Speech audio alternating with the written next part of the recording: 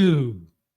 Well, welcome to this special edition of the Yahowah blog. I am your host, Craig Winn, known by Yahowah as Yada. Today we're going to begin at a slightly different place than we have previously. It is with Leah, my wife. We met some 18 years ago online, as it would turn out.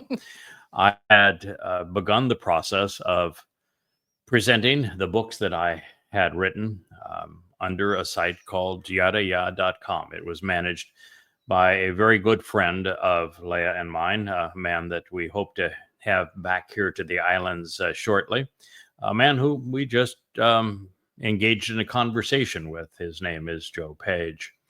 And Joe had very early on presented the books that I had written. At the time, there was probably 6, 7, 8 of them. Now there are 35 of them. And we've always had a contact us little button at the bottom that if you wrote, it would come to me, and that I had the chance then to respond. And someone responded. This was back in the time where most of the letters I received were I kill you from Muslims. I don't know. I got about 1,000, 2,000 of those before I finally said, I don't think I need to answer any more of these. So this was a belligerent one as well. And it says, who in the hell are you to be translating our books, and who put you in the position to do this? And I decided, this one was so much nicer than the others that were being written to me, because at no place in this that it says, I hate you, I kill you, didn't give a graphic depiction of my mother or my heritage. So, by comparison to the letters I was receiving at the time, this one was really quite nice. So I decided to answer it the best I could. And who would know that turned into a 10-year online romance of words, where we would communicate with one another typically several times a week on topics that related to Yahweh's Torah. It was an intellectual exchange. And then about 8 years ago, the writer of these words, who I had never even seen a picture of, I had no idea if she was young or old, or tall or short, skinny or fat, ugly or pretty, was the author of those letters. She wrote and said, I'm going to be in South Florida, in Fort Lauderdale, on business next week. Would you like to meet for lunch? It's been a long lunch. It's been a long lunch. We've been together 8 years since that time, and she has subsequently become my wife. So this program is going to begin with Leah, based upon something that someone wrote to me early this morning. Miss Leah? I'm getting there. You gotta pull it up. Now, someone wrote, as I had written, just who do you think you are, and what gives you, Yada, the authority to speak for G-D? Or what gives you the moral authority? Answer. I once wrote those words and got back a very profound message that I will share with you regarding Yahweh, or Yada, the cold voice of Yahweh. It begins, then all who are presumptuous and arrogant, insolent, self-motivated, self-reliant, contemptible, morally defective, with an inflated view of themselves and their immoral opinions. In addition to all who engage in and act upon that which is wickedly wrong, so as to bear their guilt and remained condemnable. Did you hear that? Their guilt. Those Risha, it means those who are ungodly, in violation of the Torah, unethical, incorrect, violent, and criminal, will become worthless, stubble, and wasteful chaff. dried up husks blown by the wind, worthless trifles from Kasha, assembled stubble and sticks. And it will be scorched and set ablaze, burning them up and consuming them. It will be devoured and destroyed in the flames, setting them afire, killing them. From Peel Perfect, Malachi, my messenger, 4:1. Continues. The great blaze consuming the red heifer and purging Yisrael's guilt will scorch the religious and political who are opposed to Yahweh and his people. The city of Dod and the mount of Yahweh will be expunged of all belligerents. This is the first step to restoring Eden. And quite extensively by restoring the honor to the sons of Israel. This next pronouncement can read in two ways, both of which will transpire. The choder, the branch or new growth, now fittingly depicted as a soresh, a sucker, and a naf, stem, will hold the religious and political accountable. Seeing to it they are burned. And by doing so, he will demonstrate his love for the remnant he will not forsake. As the Soresh and Anaf, he will return for those left behind. This day, which is coming, says Yahweh, the proper pronunciation of the heavenly hosts of for there will be joy in the relationship, the steadfast Saresh sucker emerging from the original root of the family line. Saresh Ananaf is a stem branching out from the trunk to provide cover, will not free or release them, nor will he abandon or forsake those left behind. He will not spare them, such that he does not desert those who remain. That person is Yada. Furthermore, so then she will appear at dawn with the sunrise, shining brightly, ascending with the sun for the dawning of a new day, providing enlightenment. Wa Zarak, she will become visible and illuminating on a new day. Call imperfect, third person, feminine, singular, on your behalf and for all of you to approach who respect and value my name. Not Hashem, not G-D, my name, Yahweh.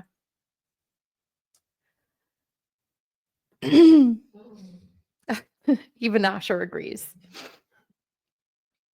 The rightful and vindicating Son of Righteousness, Shemesh Zadaka, the luminary arising in the east to bring light and life, along with the influence of a new day, justly illuminating and resolving prior charges of guilt, justly absolving and correctly acquitting by enlightening, from an unused root meaning to be brilliant and right, along with the restoration and reconciliation, providing a remedy for mortal men, curing them of the plague, while Martha, delivering a curing for the pandemic, providing a remedy to make the people physically healthy and disease-free, from Ma, to contemplate the who, what, why, where, when of how Rapha healing within her extremities, the exposed epidermis in the outermost part of her appearance as she takes flight to the cornerstone. Ba kanaf he. In her outward appearance, her skin, or to hide that which forms the cornerstone of the home and provides wings to fly away within the hem of her robe. You should all come forth as during an exodus, wa yatsa, leaping and frolicking. You should jump around and play and be joyful, springing and skipping about, like the young bulls who have come full circle back to where it all began. from Egel, maturing bovines, from and spelled identically to Agal, to establish a pattern which has been repeated and can be played over again. Contemplating being able to stretch out in a restful dwelling place again. Malachi 4:2.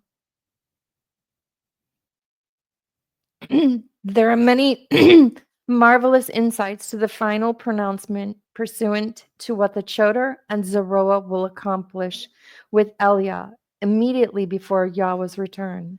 Since the subject is she, the reference is to the Zeroah's role as the red heifer, as was the case with Dod during the Passover.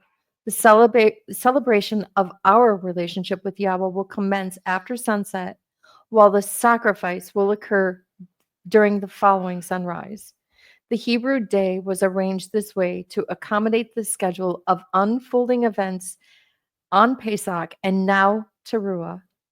And it reveals that this sacrifice and what Elia reveals about it will add days to the remnant of mortal Yisrael, enlightening them at this time while emancipating them from their guilt.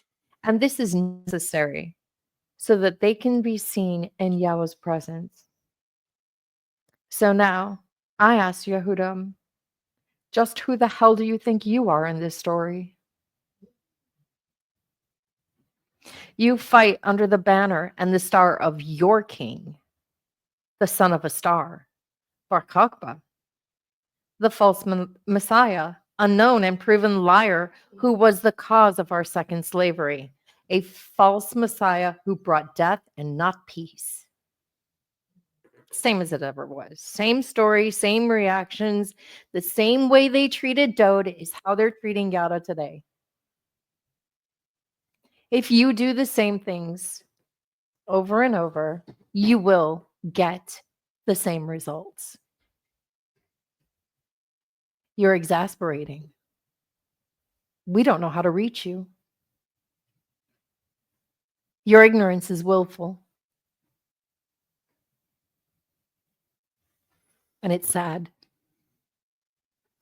It is sad how difficult Israel has been all these many years. And the more you reach out to Israel, the more you recognize that Israel isn't listening. I confronted this 3 ways so far this morning. One of them was when someone wrote, as Leah has indicated, so who put you on God's judgment seat?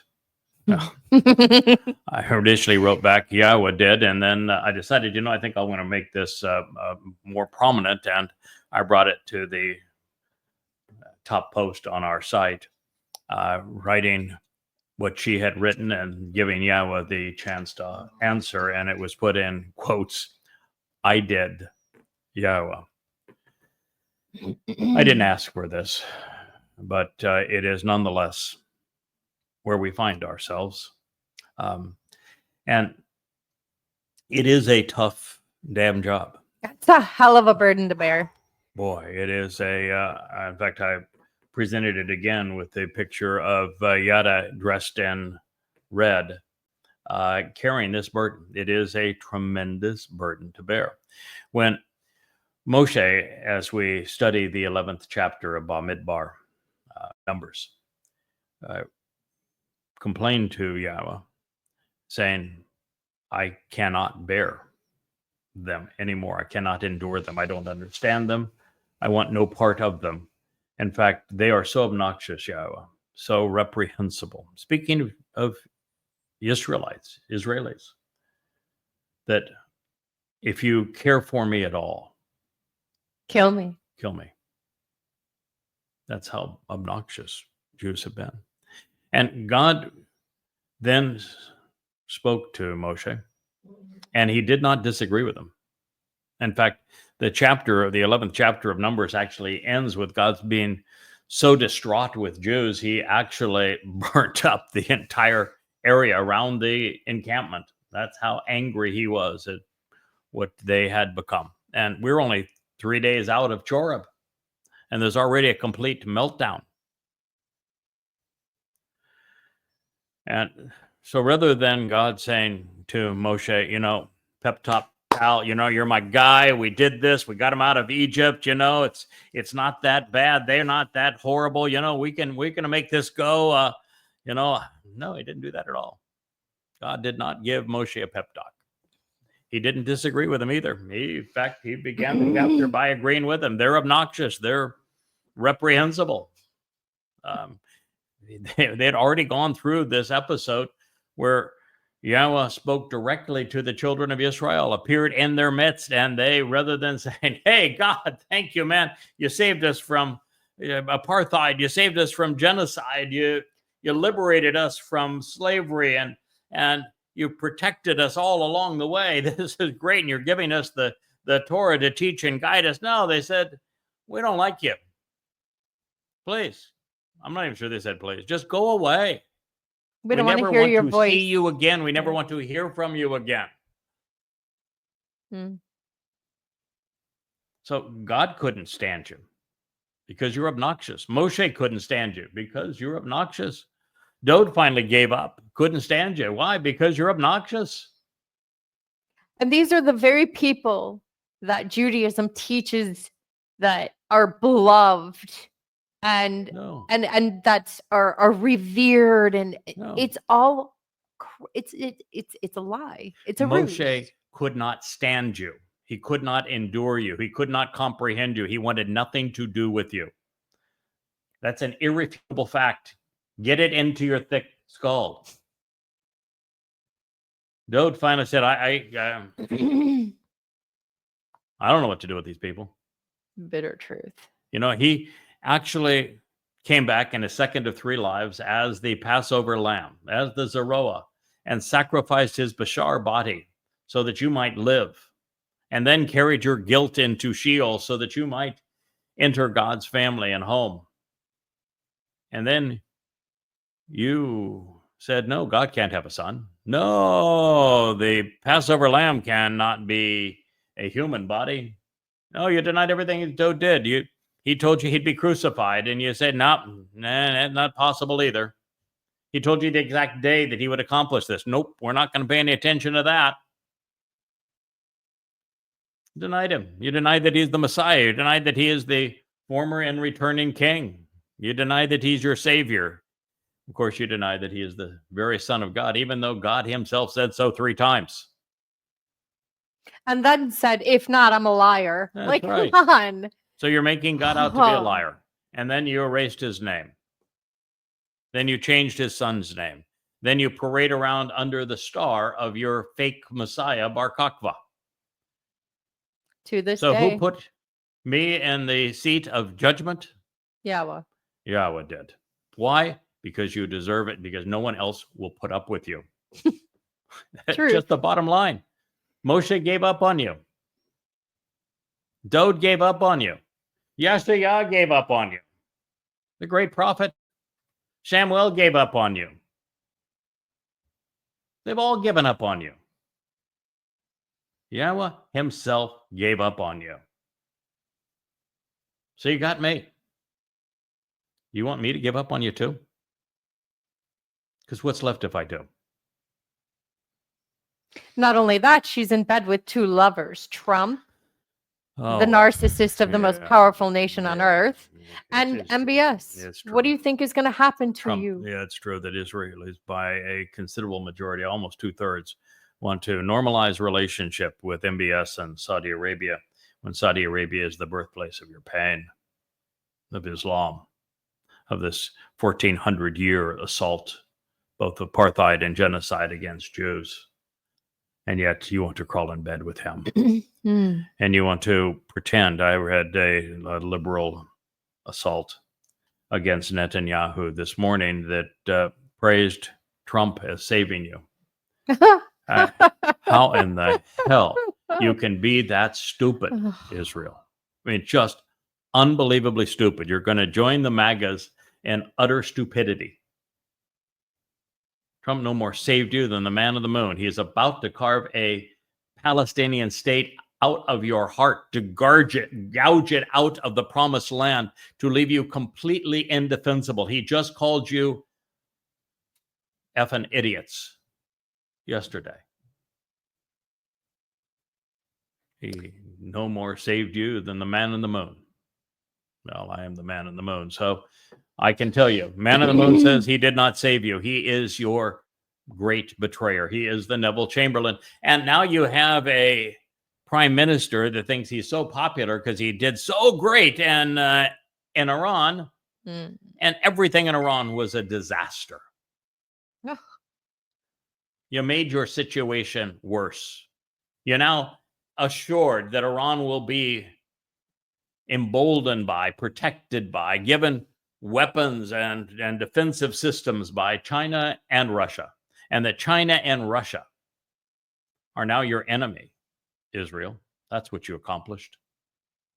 Yeah, you tore up the surface of Estahan and of Nance and Fordo, but you didn't dent what was below the surface, and that's where the action took place. You may have delayed Iran's nuclear arsenal by a matter of months, but you gave them every incentive now to complete it and to use it. And yet you're celebrating this. You're celebrating Trump's great betrayal. Even the military, the U.S. military, came to the conclusion that those sites were not destroyed. And now, of course, now that it's been leaked that the U.S. military's assessment that the sites were not destroyed, Trump came up with a mythical answer. Oh, but the Israelis, they sent somebody to the sites and they conclude that they've been destroyed. So there you go. And it's the same people that he said were effing idiots the day before. Mm. And you think that the Mossad has agents that can go into Fordo? Do you? Really? Where do you think that the Revolutionary Guard troops are the most intensely supportive? You think you just walk in and say, I think I want to go. Can I please have entrance to Fordo today? I'd like to check out and see what was there. And I'd like to know where you took all of the uranium that, those 16 trucks were there. Could you please just sign this affidavit, give me a map and say, where'd you take the uranium? No, they're going to sign an NDA. And I would like, and I'd like an exclusive tour of this facility so I can say what you did or didn't damage. It's ridiculous with these on its 6 face. holes on the wrong side of the valley. Yeah. Israel, you are absolutely out of your mind. I did another post today where I had a picture of Gaza in rubble and said, do you know what you accomplished in Gaza? Do you know what happened in the previous war? Because you lost it. It's over. That war is over. You lost, what was it, 7 wonderful Israeli soldiers yesterday. 7 for nothing. That war is over. You lost it. Yeah, I know that you have every justification. I even told one person that lashed out at me and said, I can explain this picture as to why Gaza is rubble. That's because Hamas came back and they used their schools and their homes and their hospitals for headquarters. And so rather than sacrificing, 500 or 5,000 IDF troops to take them all out since they were booby-trapped, Israel spare Israeli lives and to fight this foe. Okay, yeah, you're right. They did those things. You think the world's listening to your explanation? Nope. What they see is the pictures, and the pictures are gruesome. You did such a bad job, Israel, of revealing the carnage of 10/7 and did it so late and so lamely that here you are. The world, it's a miracle, really. as the victims of rape and mutilation, of torture and mass murder and abduction. You managed to turn yourself into the perceived perpetrators of those very things. How is it possible that you could have done that? To have gone from the actual victims to the perceived perpetrators, but that's exactly what you've done. And you're still not able to see it. Are you that blind? Yes. Israel, what's wrong with you? Leah and I had an argument this morning. In fact, Wookie is now doing his due diligence and coming over to my side, because when we had this argument early in the morning before the sun even rose this morning, Wookie jumped in Leah's arms and said, "No, you can't speak that way to my mom." So Wookie was all protective of Leah, and now Wookie is feeling a little guilty. He says, maybe I was a little one-sided there, and I'm going to come back over here to your side now. The fact of the matter, our disagreement was over Israel. And it was Leah who, I guess 8 years ago, told me, I wouldn't give your books to my Jewish friends. I didn't know at the time she didn't have any Jewish friends, but nonetheless, I wouldn't give them my books to your Jewish friends, because they are too focused on repudiating Christianity and not enough on repudiating Judaism. And I said, all right, fair enough. I can rewrite them so that they are focused on repudiating Judaism and Jews, and still keep in the material that is corrosive to Christianity, because Christianity has been so corrosive to Jews. And so I did, and we came up with new looks and new covers, and began these programs more focused on getting Jewish attention. And that made a lot of sense, because, if there's not a Jewish contingency at Yom Kippurim in 2033, the planet is destroyed. So, I can see Yahowah's deal. It says that this is the homecoming. It's Yom Kippurim, October 2nd, sundown, 2033. And the final ingathering is all based upon olives, and therefore Jews, and the sacrifice of the Adam of Perah, which, I am a participant in. So I have some say, and there's some concern over it. Yeah. It'd be a shame to be bludgeoned for nothing. And so that's all for this mortal remnant of Israel. And so it makes a lot of sense to be focused on Israel, right? Not necessarily. Not necessarily. And True. I know that's going to be shocking to those in the covenant who have recognized that all of this time I have been focused on Israel. And I'm now saying not necessarily. Why? Do you know why? Because Moshe was right. Because Yahweh was right. Because Dode was right. Israel, you are not reasonable. You are not listening. Let me give you another example of that. There was a post on X this morning that I placed also on Facebook. And it was someone bragging how a mosque loudspeaker at the top of one of their minarets was repurposed by the IDF to, in their words, broadcast the Jewish prayer of Shema Yisrael. And I about puked. And I wrote them back and said, what in the hell is wrong with you? Shema Yisrael means listen, Israel. It doesn't mean speak, Israel. It doesn't mean pray, Israel. It means listen, Israel. How could you get that upside down? Do you not speak Hebrew, Israel? Do you not understand Hebrew, Israel? It says, listen, Israel. It isn't a Jewish prayer. It's the opposite of it. It says, listen, Israel. And you managed to screw that up? Is he? He's getting upset again. He says maybe he's mad at my mom. I'm going to go see my mom. He's going to go in his fan. How could you screw that up? And then in the religious mumbo jumbo of the chant that comes out, you replaced Yahweh's name, which is the entire purpose of it. Yeah. Listen, Israel. Yahweh's God, Yahweh's one. And you managed to replace Yahweh's name with Adonai, the Lord, which is Satan's title. How could you screw up every part of it? And you're celebrating this dysfunctional nature of yourself, proving that, in fact, you are incapable of listening. Incapable of it. Yeah, that's the determination I came to. So you want to know why we had an argument this morning? Israel. Is because over Israel, I recognized that Yah was right. You're impossible. I recognized that Moshe was right. Yep. You're miserable. I recognized that Dode was right. Can't be done.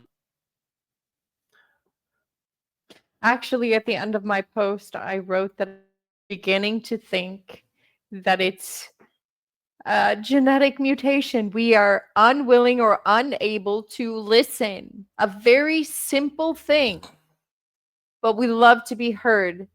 And the same crap comes out of our mouths every time. I posted a post yesterday that someone responded to, a Jewish woman again. And what I said is that Christianity is the result of Judaism. Without Judaism and rabbis, there is no Christianity. And True. all of the religious aspects of Islam come from the rabbis. No rabbis, no Islam, no rabbis, no Judaism, no rabbis, no Christianity. And she says, yeah, that's untrue. That's disgusting. You're just making this up to come up with a new way for people to hate Jews. Oh.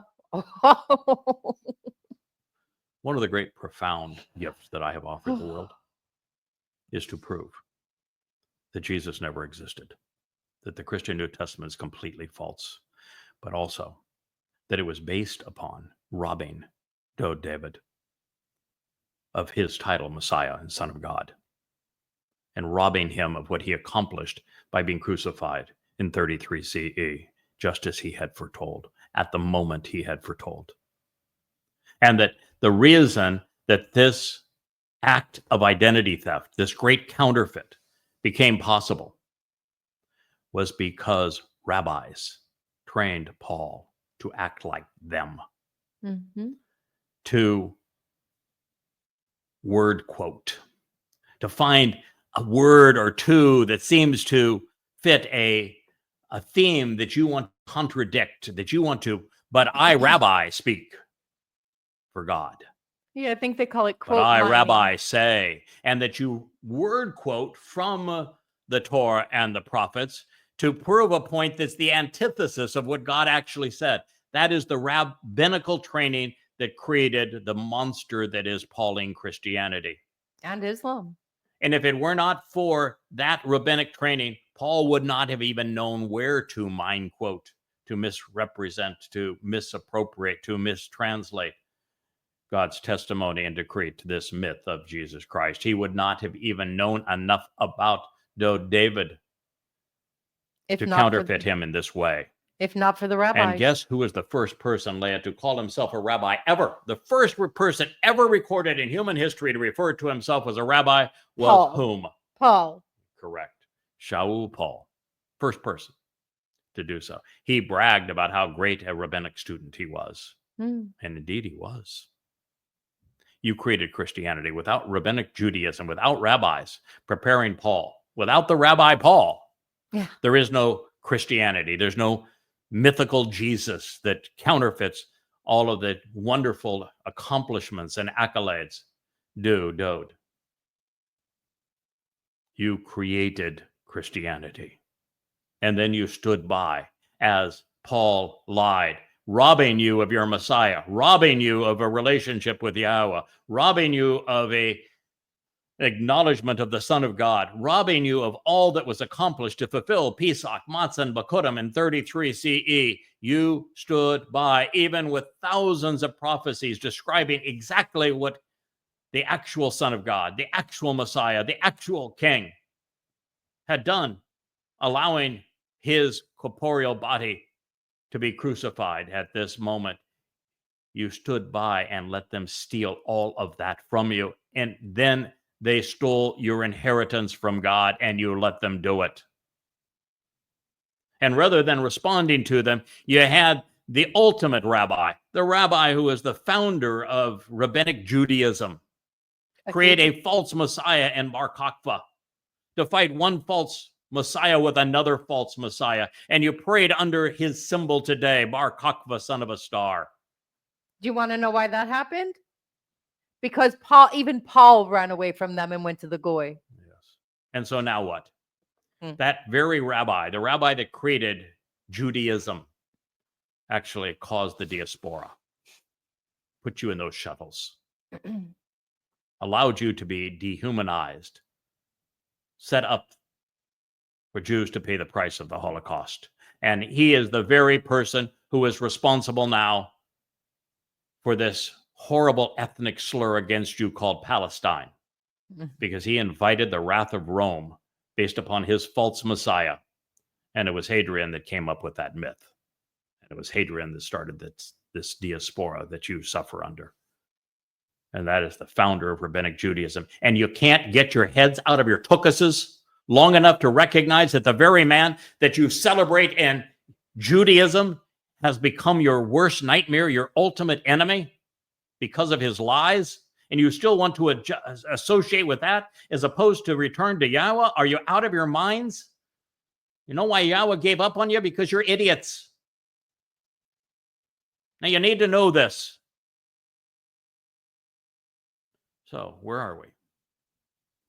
I came to realize what I've been saying for years, and I'm embracing it as true. No one can save Jews from Jews. No one. Not even Yahweh. Moshe couldn't do it. In Yahweh's presence, Moshe couldn't do it. Dod, the very Son of God, the Messiah and King, he couldn't do it. And you think I can do it? Even with the seven spirits of Yahweh, even as being the man from Edom, even being the Choder, being this person that God speaks so positively about? No, I can't do it either. No one can do it. It has to be done to you. There's a reason that the Shabuah harvest precedes the time of Jacob's troubles, and that is that there are some marvelous Jews who are willing to listen, and they've capitalized on this opportunity along with some marvelous Goyim. And it's a harvest that includes Goyim and Yehudim. And we're going to all leave this planet, and Jews are going to suffer once we're gone. Not our fault, their fault. They brought this on themselves. And it's only after that suffering that they're going to listen. It isn't what I will say as Yada or Elia will say during the last 3.5 years of the time of Jacob's troubles. You aren't going to listen to us either. It's ultimately the hell you bring upon yourselves. It is going to become so much worse than the Holocaust. So much worse than October 7th. So much worse than 1948, 1967, 1973. So much worse than all of the intifadas combined. So much worse than living under the hail of those missiles that were launched from Iran. Worse than all of it combined. And it is only then, when your backs are up against the wall, where they've got you by the jugular, when there's no other option, you're finally going to return. And that will be the last remnant. Now, not to say that Elia and I will not accomplish something in those 3.5 years. We will. There will be a gleaning. 2 or 3 from Yehuda, 4 or 5 from Yisrael that are going to be part of that gleaning. We will have our words resonate with them, just as my words now will resonate with enough people to make the Shabuah harvest meaningful for Yahweh, productive. But ultimately, the Yehudim that are there as part of the surviving mortal remnant of Yisrael, you're only going to be there because you're shell-shocked.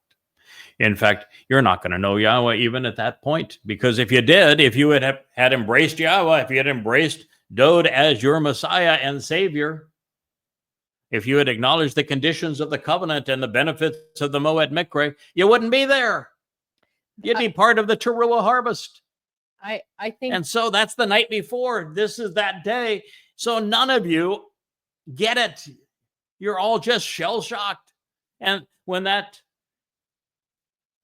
chariot of Yahweh, the white chariot, goes and surveys the world and brings everybody that is at least receptive to the idea that Yahweh is God and the Dod is his son and our Messiah, the King and our Savior, and brings them all back to Jerusalem to benefit from the red heifer as the adulterous woman, that you're still going to be shell-shocked. You're not there because you agreed with any of this. You're not there because you listened to any of this. You're only there because you finally gave up every other option. You're there naked and bare. no more lovers to protect you. No more lovers. And so that's why this remnant finally enters the millennial Shabbat. It's why they are there to cry upon Dod's return. And the only reason they're there, really, if you look at it, it starts out those who are insolent, morally corruptible, criminal, completely wrong. You're there because you refute. You have your fingers in your ears like little kids. You point the finger at everyone else and you refuse to look at your part in this story. And honestly, your part in the story is key to your understanding. So here's the scoop, Israel. Covenant family. God still cares for his people. We're still going to convey a message that is pertinent to them. We are still going to speak on behalf of Yisrael, try to protect Yisrael from the likes of the great betrayer, Donald Trump. We will continue to try to insulate Israel from the lies of Muslims and their vicious genocidal rage. We will do our best to protect Israel from the likes of Marxists. But we're only going to have a very limited effect. You can't You know, save a that. Muslim Marxist just won the Democratic primary for New York City. Oh, you can't save something that doesn't want to be saved. You can't fix that. Young people made it possible. I can't fix that. I just can't. I can expose it. I can condemn it. I can explain it, but I can't resolve it for you. You have no place of safety left in the United States or in Europe. And your only hope is in Israel, and the hope is that politicians like Netanyahu go away and somebody actually starts listening to God. That is your hope. That is your only salvation at this point. So we'll continue to try our best to protect you. That's why I wrote Goddamn Religion against Islam. That's why I wrote Twistianity against Christianity, to protect you from these religions. It's why I wrote Babel, to protect you from Judaism. The worst enemy. And so we will continue to do as we have always done and seek to protect you. But ultimately, only you can make a difference in your own lives. Only you can stop losing wars and turning the world against you. I cannot stop what's going to happen, which is that 2 out of every 3 Jews are going to die over the next 99 months. I cannot stop Alaska 2.0. It will occur. It will be 1,000 times worse. I cannot stop the imposition of a Fakistinian state gouged out of the heart of Israel, because it's going to happen over the next 11 months. I can just speak of these things so that when you hear them and they happen to come true, you will recognize that there is somebody perhaps out there that you should be trusting. You want to know who appointed me in the judgment seat of God? Yahweh did. Shema Yisrael, Yahweh Eloheinu, Yahweh Ahad. That's what you should be hearing. But you refuse because you have your fingers in your ears and busy talking. So over the next 11 months, I'm going to do my best to open up our dialogue also to Goyim, in addition to Yehudim. And we will turn our attention exclusively to Yehudim during the last 3.5 years. So that is the message for today. We were going to re-engage in Qatsyr harvest, but I think we've said what we came here to say. Oh, that quote was from Qatsyr Harvest. I hope you will listen. We'll do another show before very long. And again, this is the YAHOWAH blog. I am Yada. Over there in the pretty seat is Leah. We have Rich at the controls. He'll bring himself in on a future program. It's just a matter of time, and we appreciate those of you who are listening, who are disseminating this message. We will continue to share it, and Israel, you'll have to make up your mind as to whether or not you're willing to Shema Yisrael for the first time in thousands of years.